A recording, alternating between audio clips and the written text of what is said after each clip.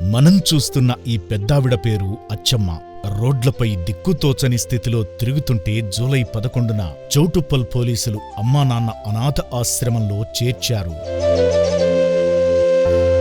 నమస్కారం అండి, నా పేరు రాంబాబు, హెడ్ కానిస్టేబుల్ని. నేను చౌటుప్పల్ పోలీస్ స్టేషన్లో విధులు నిర్వహిస్తుంటాను. ఈరోజు విధుల్లో భాగంగా పెట్రోలింగ్ నిర్వహిస్తుండగా మాకు రెడ్డిబావి స్టేజ్ వద్ద నుండి ఒక 100 కాల్ రావడం జరిగిందండి. ఒక గుర్తు తెలియని మహిళ 3 రోజులుగా ఇక్కడ ఉంటుంది, ఆమె వచ్చిపోయే వాహనాలకు అడ్డం వెళ్తూ రాళ్ళు విసురుతున్నది, అడ్రస్ చెప్పట్లేదు అని చెప్పేసి 100 కాల్ రాగా మేము అక్కడికి వెళ్ళి విచారించాము. కొంచెం ఆమె మానసిక స్థితి సరిగా లేనట్లుగా తెలుస్తున్నది. ఎందుకంటే ఆమె గ్రామం పేరు చెప్తున్నది నెల్లబెల్లి అని చెప్పి, కానీ ఎక్కడ ఉంటుంది ఆ ఊరు, ఎక్కడ ఉంటుంది అంటే ఇదే ఆ ఊరు అని చెప్పేసి చెప్పడం జరుగుతుంది. ఆమె పేరు కూడా సరిగా తెలియపరచలేదు. ఆమె అడ్రస్ కానీ ఆధార్ కార్డు కానీ ఏం లేవు ఆమె వద్ద.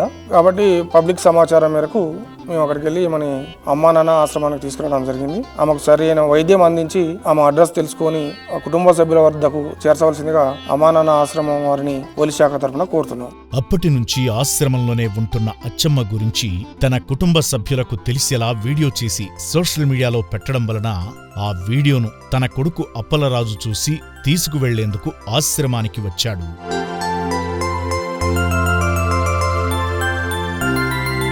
మా అమ్మగారు తప్పుడు పేరండి, మీ ఆశ్రమంలో ఉన్నారని వీడియో చూసాను. ఉన్నారండి. తీసుకువెళ్లేందుకు కొడుకు వచ్చాడన్న ఆనందంలో అచ్చమ్మ ఆతృతగా కొడుకు దగ్గరకు వచ్చింది. అచ్చమ్మ, మీ కొడుకు వచ్చిండు. మీ కొడుకు పేరు ఏం పేరు? అప్పలరాజు. అప్పలరాజా? మీ కొడుకు వచ్చిండు, మరి తీసుకోతాడంట. ఇంటికి పోతావా?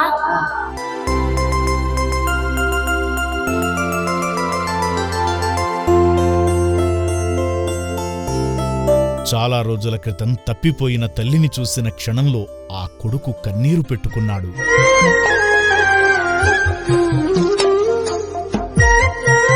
ఏడుస్తున్న అప్పలరాజుని చూసిన అచ్చమ్మ కూడా కొడుకును దగ్గరకు తీసుకుని ఏడ్చేసింది.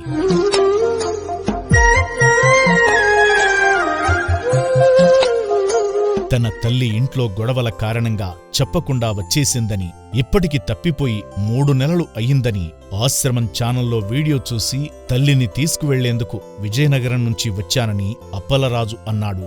నమస్కారం అండి, నా పేరు మొగ అప్పలరాజు, నల్లబెల్లి, విజయనగరం డిస్టిక్. మా అమ్మగారికి అతను 2 నెలలుగా తప్పుడు పేరు. 5 నెల 12వ తారీఖు ఇంట్లో నుంచి మార్నింగ్ 6 గంటలకు చెప్పుకొని వెళ్ళిపోయారు. వెళ్ళిపోతే ఇంకా డౌట్ వచ్చి మేము స్టేషన్ లో కంప్లైంట్ ఇచ్చానండి, చిలకల స్టేషన్ లో. ఇచ్చిన తర్వాత ఎఫ్ఐఆర్ ఫైల్ చేశారు కానిస్టేబుల్స్. మేము విజయవాడ బస్ స్టాండ్కి వెళ్ళి సీసీటీవీ ఫుటేజ్ చూసాము. చూసిన తర్వాత ఆమె ఎప్పుడు దిగింది, ఎప్పుడు ఎక్కడ కూర్చుంది, ఎంతసేపు ఉన్నదంతా చెక్ చేసిన తర్వాత లేకపోవడంతో ఇంకా ఆమె బస్ స్టాండ్ లో గానీ, లేదంటే కనకదుర్గ గుడికి గానీ, లేదంటే రైల్వే స్టేషన్ లో గానీ, లేదంటే అనాథాశ్రమంలో ఉంటదేమని మేము అన్ని వెతికాము. అన్ని వెతికిన యూజ్ లేకుండా పోయింది. 2 నెలలుగా మేము సెర్చ్ చేస్తున్నాము. తర్వాత ఏమైందంటే ఇక్కడ చౌటుప్పల్లో అమ్మ నాన్న అనాథాశ్రమం నుంచి ఒక వీడియో అప్లోడ్ చేశారు. ఇట్లా ఒక మనిషి ఇట్లా మిస్ అయిన తర్వాత ఇన్ఫర్మేషన్ ఇచ్చారు 100 ఫోన్ చేసి అని చెప్పి ఒక వీడియో అప్లోడ్ చేస్తే ఆ వీడియో చూసాం. మేము చూసిన తర్వాత మా అమ్మగారిని గుర్తించి ఇక్కడ అనాథాశ్రమం రావడం జరిగింది. వచ్చిన తర్వాత మా అమ్మని గుర్తించి చెప్పిన తర్వాత ఇక్కడ ఎవరైతే మేనేజ్మెంట్ ఉంటుందో వాళ్ళతో మాట్లాడిన తర్వాత మా అమ్మగారిని చూపించి మీ అమ్మగారిని వెరిఫై చేసుకున్న తర్వాత ఏదైతే డాక్యుమెంట్ ప్రాసెస్ చేశారో చేసి మా అమ్మగారిని అప్పగించడం జరిగిందండి. బాగా చూసుకున్నారు మా అమ్మగారిని. ఇంకా ముందు ఇంకా ఏదైనా ఫ్యూచర్ లో ఉంటే ఎలాంటి మిస్టేక్ ఏం జరగకుండా చూసుకోగలుగుతానండి. దానికి పూర్తి బాధ్యత నాది. ఇక నుంచి నా ఇంట్లోనే ఉండమని అచ్చమ్మకు సిబ్బంది మంచి చెడ్డా చెప్పగా, ఇంట్లోకి బయటకి వెళ్ళకమ్మ. ఇప్పుడు మళ్ళీ సార్ ఏదన్నా ఉన్నా గానీ ఇంట్లోనే ఉండి మాట్లాడుకో. బయటకి వెళ్తే ఆడోళ్ళు బాగుండదు రోడ్ల మీద. కనబడ్డమని మాకు పోలీసు వాళ్ళు తీసుకొస్తారు కాబట్టి దగ్గర సేఫ్టీగా ఉన్నాం. తల్లిని తీసుకుని కొడుకు సంతోషంగా వెళ్ళాడు.